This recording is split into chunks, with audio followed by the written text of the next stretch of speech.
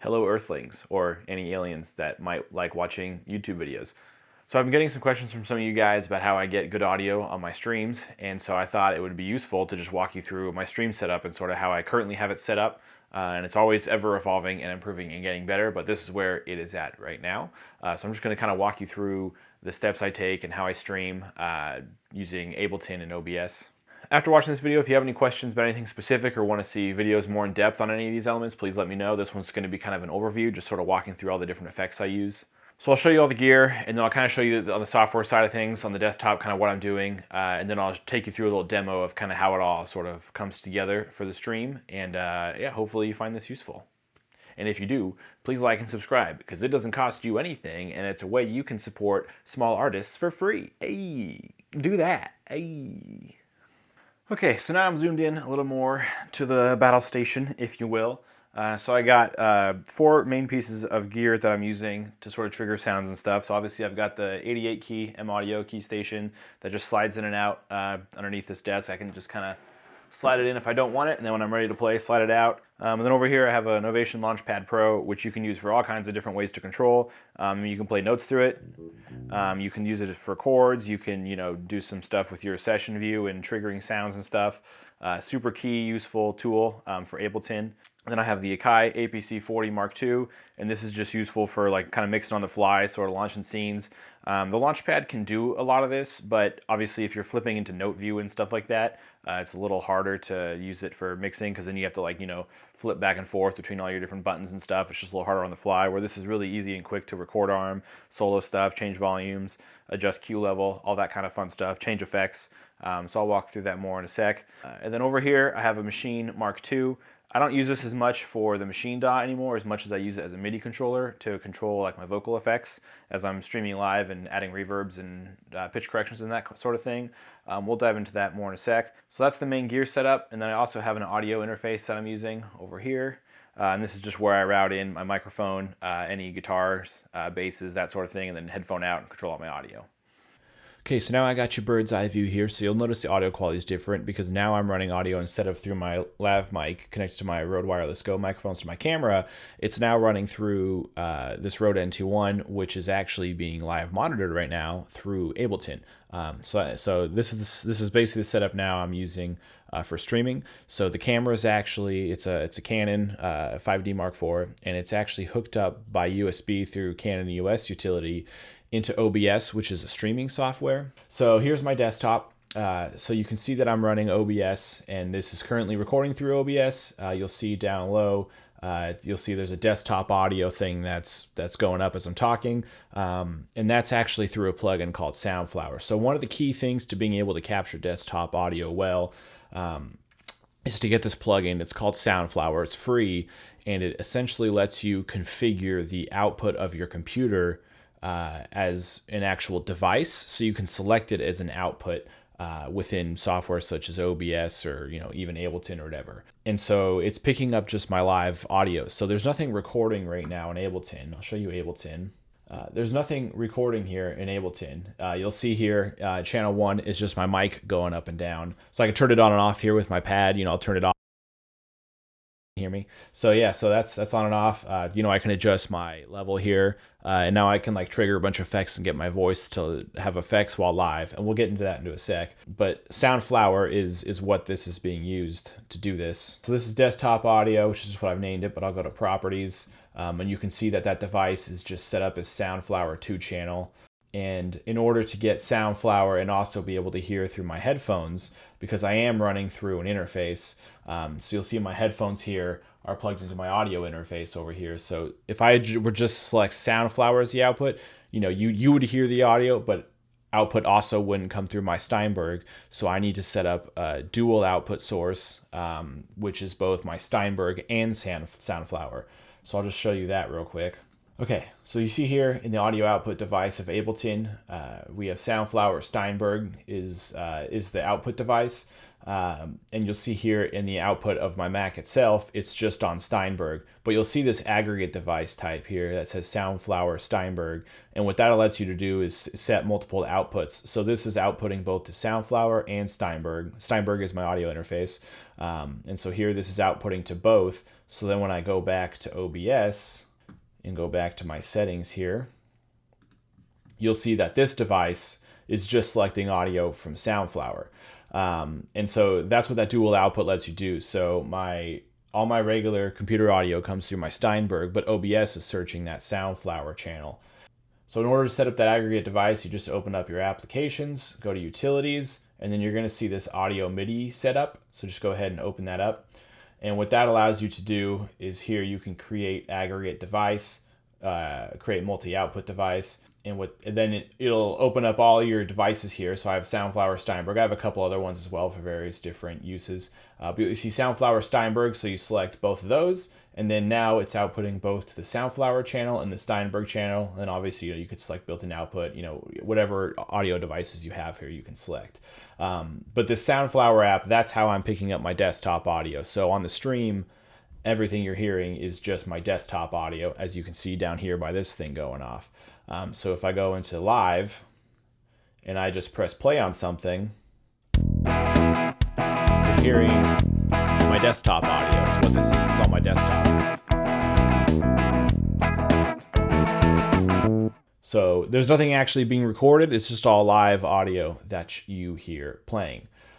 So that's how I have it set up on the back end side. And then, like I said, I just have this master mic here set up. So this is me, and the monitor is just always set to in from external input 1, which relates to the input 1 channel of my Steinberg. And then input 2 is like my guitars. So I can plug in guitars to my, my interface. And then as long as this is active, you can hear me talking. So now I'm going to show you how I'm using Maschine Mark II to add various vocal effects and control those vocal effects, as well as controlling my sends. And so I've MIDI mapped everything here. Machine's got a great template you can use to MIDI map everything, and then just assign it to different parameters in Ableton. So first I'm going to show you my vocal chain in Ableton, and then I'll show you how this is controlling my vocal chain. So I've set my default template up in Ableton.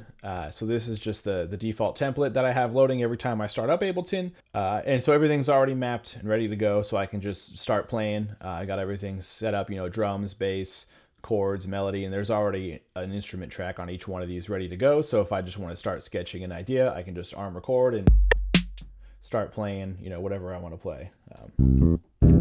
So here I have my vocal processing chain set up, and you'll see some macros here on the left. These are mostly for the APC40, because when you open up a device, when you have a device like an APC40, it'll by default control the macros with the 8 knobs, so I can just use that. But otherwise, I like to use Maschine here, which is mapped for everything already to turn all these effects on and off. So the first thing in the line is a compressor, which currently actually is just at the default. It's not doing anything. It's just there if I quickly need to throw a compression on for doing certain effects, or if I'm going to be farther from the microphone and want some makeup gain, I can use that there. But otherwise, it's just initially set to nothing, because it just picks up a lot of background sounds if I have it making up too much. Otherwise, the first real thing you see is Waves Tune Real Time. This is my pitch correction software, and so I can power this thing on and off and adjust my note speed. So if I need some pitch correction, I can do some pitch correction, or just turn it off and go back to my regular old flat voice. So then the next thing I have is this envelope here, and this is just a cutoff for it's like a high pass or a low pass. So I can adjust this, so now I get more of low pass, low pass, low pass, low pass, low pass, and then I same with highs. So I can cut off my lows, sound, radio sounding, and just really quickly adjust those on the fly if I need to do some cool effect. The next thing I have is a saturator, which I usually just always have on, and I have it set to 5 decibels. But I can cue that on and off as well. I can adjust saturation gain. And then the next thing in the chain is an auto pan. And again, this is just used for some fun effects. So I can turn my auto pan on, adjust my pan amount, which is how far to the left or the right it goes. If you're on stereo headphones or speakers, you can really hear this bouncing. Then I can adjust my pan rate, slow that down, slow it down, or speed it up, and then turn it off. So if you're not on a stereo headset, you probably couldn't hear anything there. And then finally, I just have an EQ8, which is just set to cut some highs and some lows, and that's just always on, just a general, just getting rid of any lower high frequencies. So that's my vocal chain that I have set up And so all these effects are covered in my first page of knobs here, because with this machine, you can actually set multiple pages and different assignments. So my first page is just those effects and adjusting the parameters of those effects, as well as just a knob for mic volume access. And then the second page is for turning my sends on and off. So here I can turn on my delays, turn it off, turn my echo on, echo. And then I got my small reverb, so I can turn my small reverb on and off for a little smaller room effect. Hello, I'm in a small room. And then I have my big reverb, which is set for big reverbs like I'm in a hall. So I can turn those off, on and off, and adjust the parameters for the feedback and the room decays and the size and all that stuff. All right, so here's the machine blown up a little larger just so you can see it better. So with machine, you can name all these parameters. So you see I have delay off, delay on, echo off, echo on, small reverb on, small off, big verb, so on and so forth. So I can just come here and trigger my on, and then if I want to turn it off, I just turn it off. So all these buttons do that. I can go over to my previous page with effects, turn my pitch correction on. Make it real fast so it's really pitch correcty. And then I can turn my auto pan on and off, so I can just trigger all these things while I'm live. So that's how I use the machine to control all my audio effects. But yeah, so I really like to use this Machine Mark II as a MIDI controller, and you can have a ton of pages in here.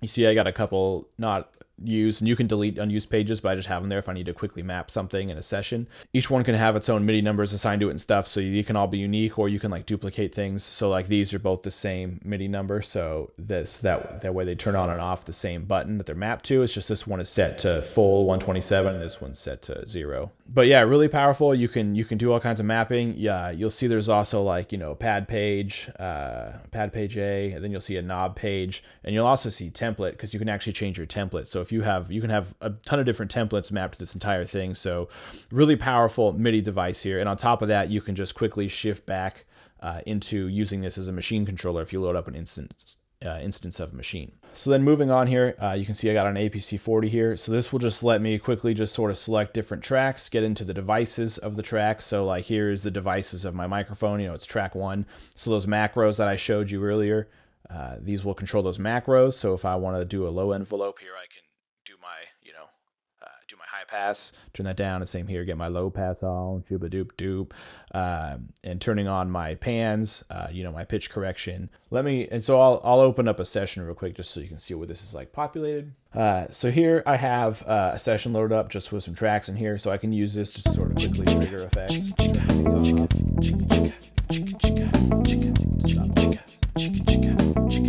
So this is really nice, and just being able to quickly access all these faders, selecting tracks and controlling the devices of the track. It's all really useful.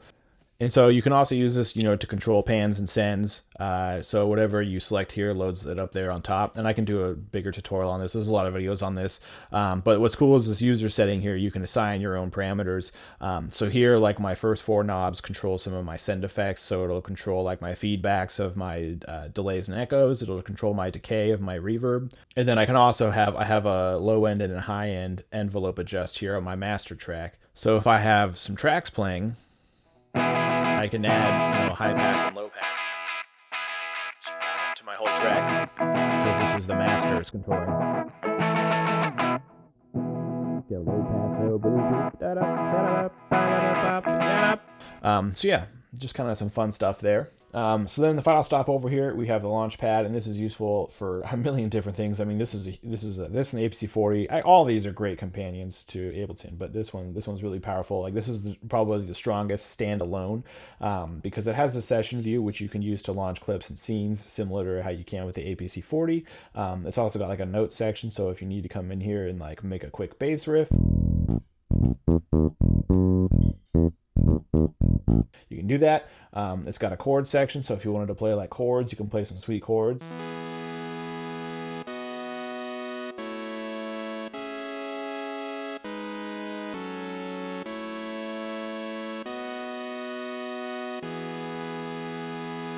So pretty fun.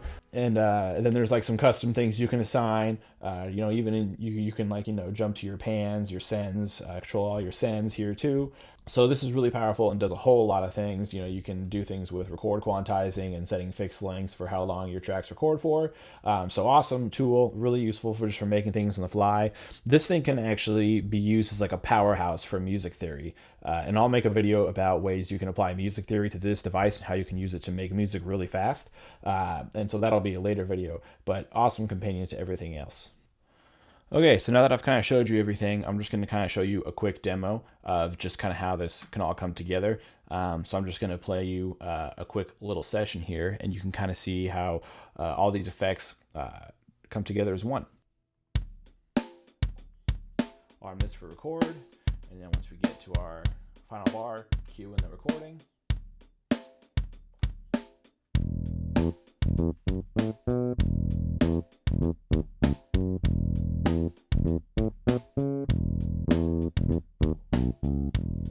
And I have a pedal down low, which I can use to trigger recording on and off, which is connected to the APC. So that's a super nice little tool as well.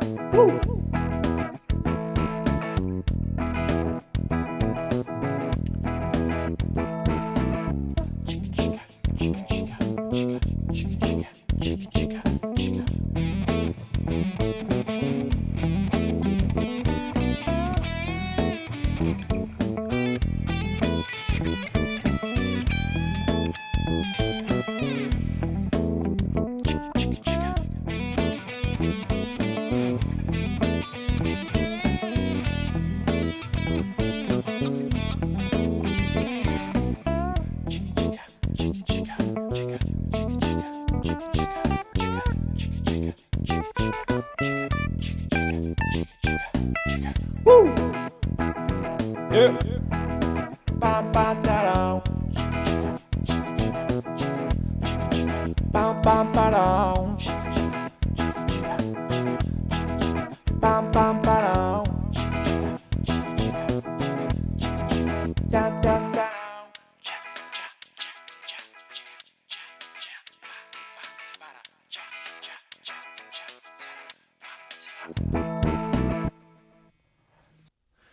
Yeah, so now you kind of see how it all comes together. It's really fun. Having that template ready, just go launch up. Everything MIDI mapped is super nice as well. But yeah, I hope this answers some of the questions about how I have this set up to be really clean.